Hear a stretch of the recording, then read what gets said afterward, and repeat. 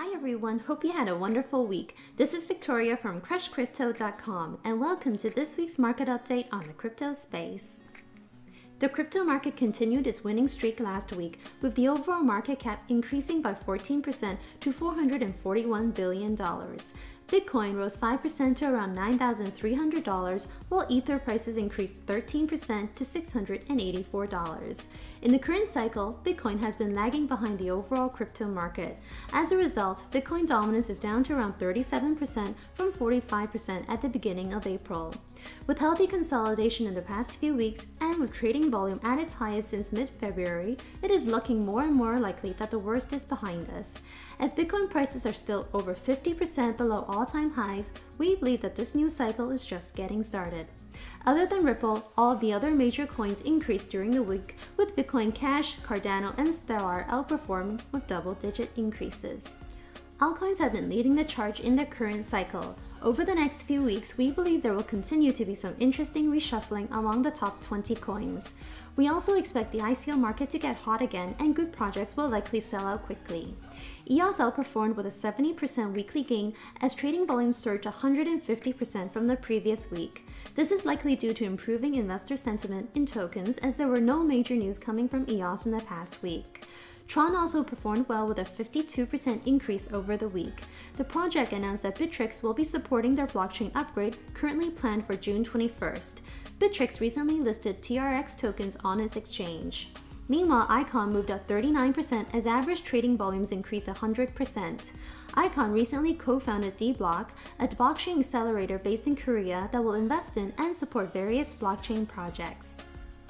On to this week's developments in the crypto space. The Federal Reserve Bank of St. Louis published a blog post earlier this week that discusses the 3 ways that Bitcoin is just like regular currency. While the post does not particularly endorse Bitcoin or cryptocurrencies in general, it helps validate digital currencies, especially as it is coming from the Federal Reserve. According to the post, Bitcoin, like fiat money, has no intrinsic value because it isn't tied to real-world commodities. Bitcoin relies on trust in computer code, just as fiat money relies on trust in the government and the economy. The Federal Reserve Bank of St. Louis is one of 12 regional reserve banks that make up the central bank in the U.S. Shenzhen, one of the largest cities in China, recently launched a $79 million VC fund to support blockchain startups in the city. The Shenzhen Angel Investment Guidance Fund, an $8 billion fund, will be contributing 40% to the new VC fund. The VC fund will be managed by 2 investment funds that are ultimately controlled by a special commission under the central government of China. According to some reports, over 100 blockchain seed projects may be selected and invested in by the new VC fund.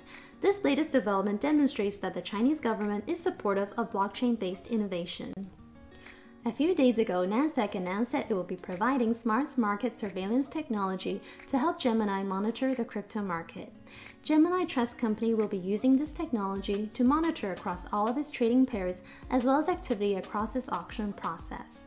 Basically, Gemini will be enabling increased oversight of its crypto trading using Nasdaq's technology to automatically detect potential price manipulation, fraudulent trades, and other illicit activities. Gemini is a licensed digital asset exchange and custodian based in New York. In France, the country's Council of State, which is a high-level government body, recently reduced the income tax on cryptocurrency capital gains from as high as 45% to a flat rate of 19%. Crypto gains were previously classified as industrial or commercial profits or non-commercial profits, which puts the tax rate at 45% in the highest tax bracket. Crypto assets are now classified as movable property, which is the same category as vehicles, planes, precious metals, and intellectual property, which carries a flat 19% tax rate.